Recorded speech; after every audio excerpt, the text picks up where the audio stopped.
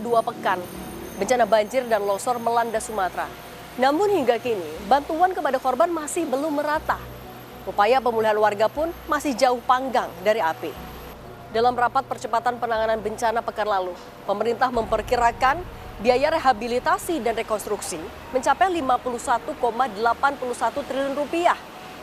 Presiden Prabowo Subianto juga menambahkan anggaran untuk pemerintah daerah yang terdampak di Aceh, Sumatera Utara, dan Sumatera Barat mencapai 4 miliar rupiah. Lebih tinggi dari yang diusulkan oleh Kemendagri yaitu 2 miliar rupiah. Tapi pertanyaannya, apakah anggaran menjadi solusi utama penanganan bencana? Selengkapnya dalam ulasan Istana.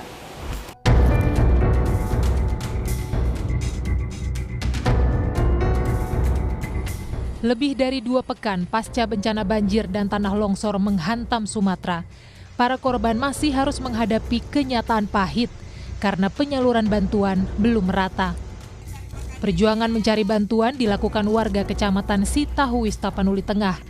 Tanpa alas kaki, mereka berbondong-bondong berjalan kaki menempuh perjalanan berat selama berjam-jam ke Tapanuli Utara. Hal itu rela dilakukan demi menjemput bantuan karena daerah mereka masih terisolasi. Sampai ku tinggalkan anak bayiku kembar. Aku sekarang butuh kali susu.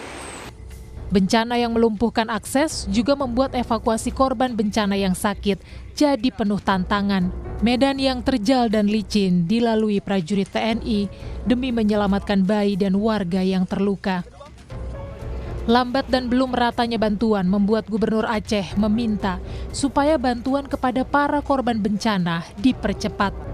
Gubernur Aceh Muzakir Manaf bahkan menyebut khawatir jika nantinya ada pengungsi yang meninggal akibat kelaparan. Kita tahu mereka cukup banyak membutuhkan sembako semuanya dan belum terjamah. Di mana yang paling urgent ialah Teming, Kabupaten Teming, Kabupaten Aceh Timur dan Kabupaten Aceh Utara. Dan membimbangkan. Ada mati bukan mati banjir, mati kelaparan. Dampak bencana banjir dan tanah longsor yang menghantam Sumatera begitu masif. Perkampungan di Dusun Bidari dan Sarah Raja Aceh Utara Aceh hilang diterjang banjir bandang. Ratusan warga kini kehilangan tempat tinggal. Situasi yang sama juga terlihat di Desa Kuning Gayo Luwes. Puluhan rumah warga porak-poranda. Pilu para korban berharap Presiden Prabowo bisa mengembalikan rumah mereka yang tak lagi bisa mereka tempati akibat diterjang banjir dan tanah longsor. Mohon bantuan para penolong. Rumah kami nggak ada kan. Kalau memang nggak ada bantuan memang nggak bisa terbangun lagi ya rumah. Nggak bisa. Makan pun kadang nggak bisa, apalagi rumah, Pak. Banjir dan longsor turut meluluh lantakan sejumlah fasilitas kesehatan di 3 provinsi di Sumatera. Kementerian Kesehatan mencatat ada 31 rumah sakit dan 156 puskesmas terdampak bencana banjir dan longsor. 13 rumah sakit dan 122 puskesmas rusak di Aceh, 18 rumah sakit dan 22 puskesmas terdampak di Sumatera Utara, serta 9 puskesmas terdampak di Sumatera Barat. Sejumlah sekolah di lokasi bencana juga porak-poranda. Salah satunya SD Negeri di Sibolga, Sumatera Utara. Ruang belajar dipenuhi lumpur, serta meja kursi yang rusak. Sulitnya akses menuju sekolah tak menurunkan niat siswa-siswi di Garoga Batang Toru, Tapanuli Selatan, Sumatera Utara.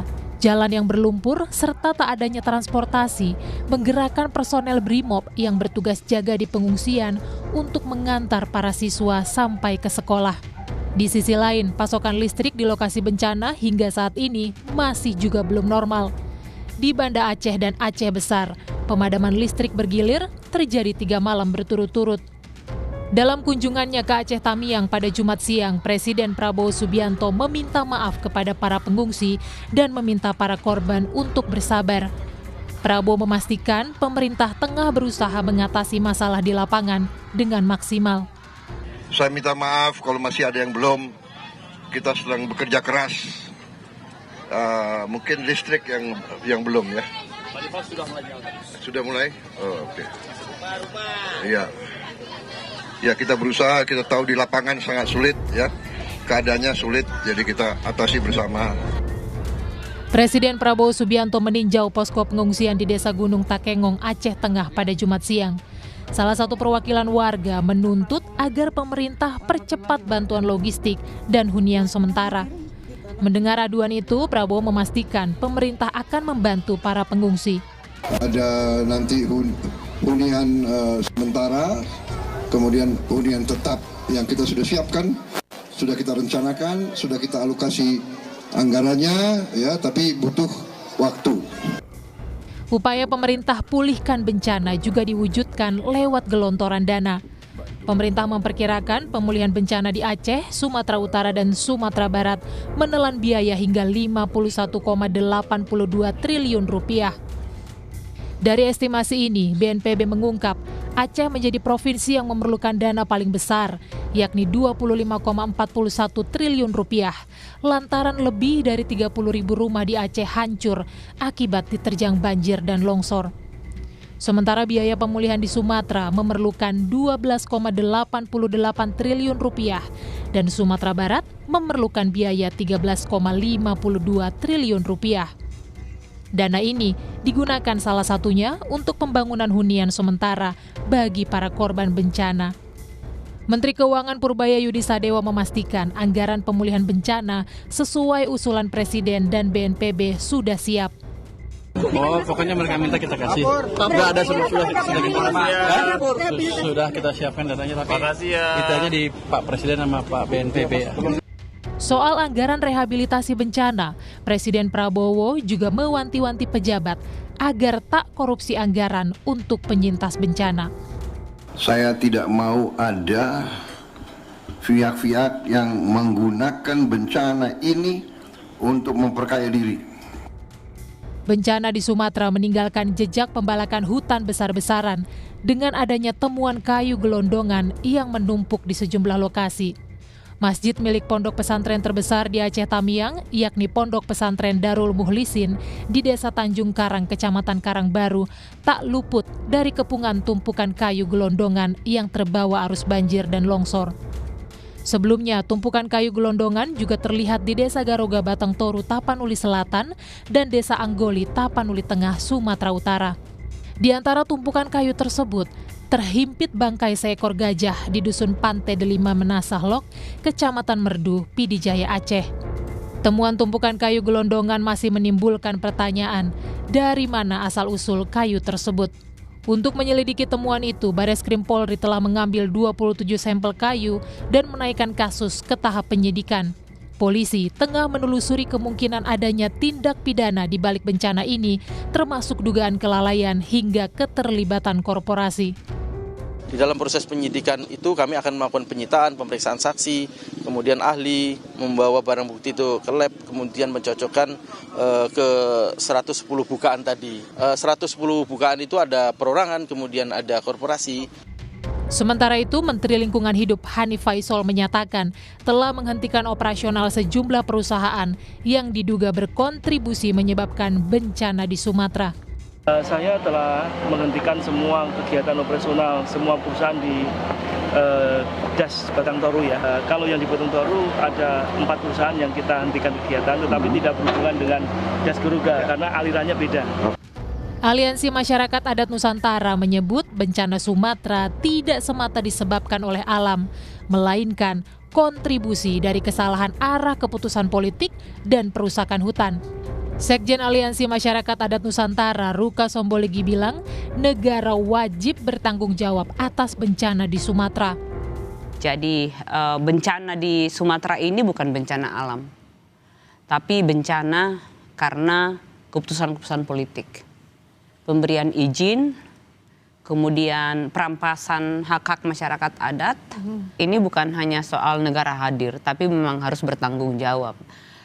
Negara ini berutang kepada orang Aceh, orang Sumatera Utara, orang Sumatera Barat. Dari eksploitasi kekayaan alam dari sana yang sudah dikeruk selama ini. Yang kemudian rakyat yang tidak berdosa yang menjadi korban kali ini. Sementara itu, Amnesty International Indonesia menilai warga bisa menggugat negara atas perbuatan melawan hukum dalam peristiwa bencana di Sumatera. sebagai aman, mewakili masyarakat adat dapat melakukan gugatan kepada pemerintah karena perbuatan melawan hukum. Nah, tinggal bagaimana prioritas utama penanganan bencana ini atau bencana ekologis ini, atau katakanlah kalau mau lebih keras lagi, sebenarnya ini kejahatan ekosida, kejahatan yang bukan hanya menimbulkan penderitaan pada manusia, tapi juga kerusakan pada alam dan juga punahnya satwa seperti harimau dan orang hutan. Jurnalisme Data Harian Kompas mengungkap, selama tahun 1990 hingga tahun 2024, hilangnya hutan di Aceh, Sumatera Utara, dan Sumatera Barat rata-rata mencapai 36.305 hektar per tahun, atau sekitar 99,46 hektar hilang per hari. Hal ini turut berkontribusi pada peningkatan resiko banjir. Keseriusan pemerintah menindak pembalak hutan yang menimbulkan dampak bencana Sumatera ditunggu publik. Tak hanya itu, komitmen mengembalikan hutan Sumatera juga menjadi tanggung jawab negara. Pemulihan bencana tengah diupayakan oleh negara, yang percepatan penanganannya dipimpin langsung oleh Presiden Prabowo Subianto. Namun, publik terlanjur meradang. Eksploitasi alam dan kesalahan arah kebijakan diduga menjadi pemicu bencana ekologis di Sumatera. Di sisi lain, polisi tengah menyidik dugaan temuan kayu gelondongan pasca banjir dan longsor di Sumatera dengan memeriksa sejumlah saksi dan alat bukti. Namun, apakah ini bisa menjadi penawar duka akibat bencana? Negara yang harus menjawabnya. Tim Liputan, Kompas TV, Jakarta. Banjir yang merendam